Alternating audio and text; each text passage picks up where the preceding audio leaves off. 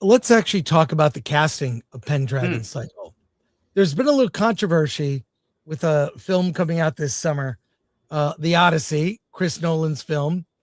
And I would say that like you must be aware of that controversy. You know what's going on. Pendragon Cycle seemed very authentic to the region and the period of time, which is very specific throughout the series. Very specific, the years, the locations.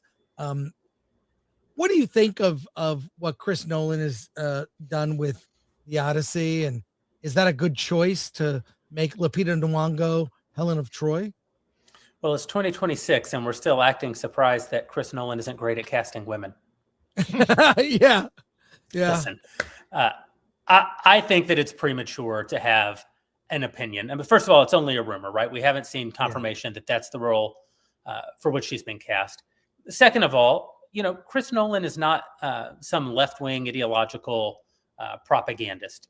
He's certainly, I think you would have to say from his body of work, at least sensitive to the sensibilities of people on the right. I think they call him the last Tory filmmaker in Britain. Whether that's true or not, it's the way that he's perceived. So I think he's earned some latitude in terms of us jumping to conclusions. I also think that, it was important to me in making Pendragon not to have any sort of like diversity, pat myself on the back casting decisions. Sub-Roman Britain is a place where that was just filled with Britons. That's one of the things that really distinguished it.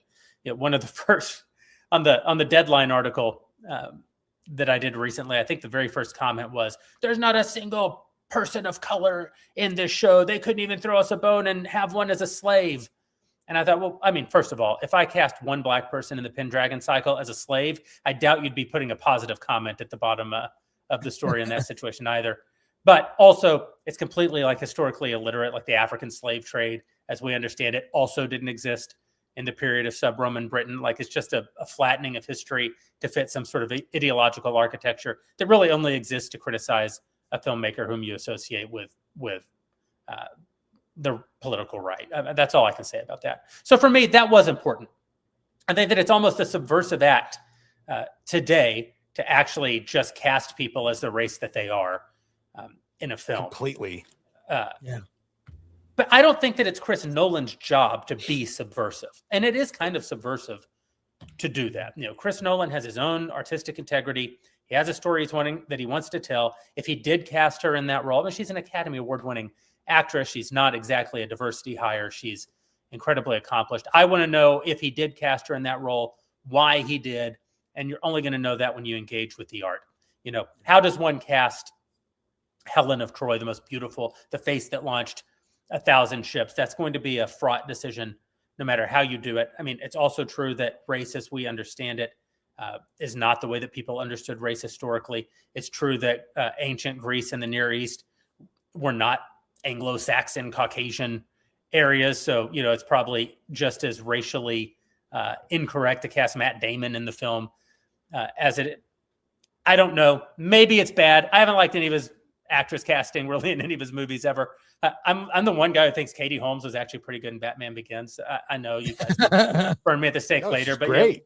We traded her in for Maggie Gyllenhaal, who I'll admit is a better actress, but was actually worse for the role.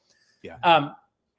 I don't know. I just say you're dealing with one of the few filmmakers who hasn't just spat in the face of sort of traditionalists and conservatives. Let's at least see what he's trying to say before we sort of like burn the guy at the stake.